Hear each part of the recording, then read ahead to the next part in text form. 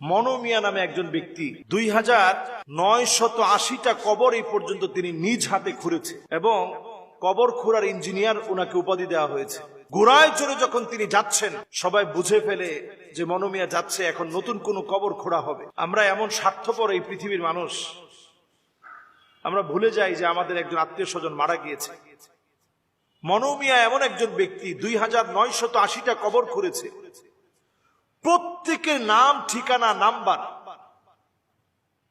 এমনকি উনি কবে মারা গিয়েছেন তার বিস্তারিত ঠিকানা তিনি লিখে রাখেন। তো অনেক আত্মীয় স্বজন এমন পাওয়া যায় একটা সময় ভুলে যায় যে এই যে আমার আত্মীয় স্বজন মারা গেছে, আমার মা বাবা মারা গেছে, একটু সময় যেতে না যেতেই ভুলে যায়।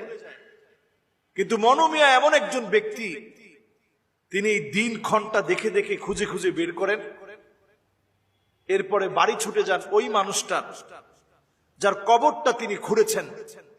2980 জন ব্যক্তির কবর খোঁড়াই মনো মিয়া মানুষের বাড়ি বাড়ি গিয়ে যে মানুষগুলোর কবর খুঁড়েছেন তাদের বাড়িতে গিয়ে একটু খোঁজ খবর নেন।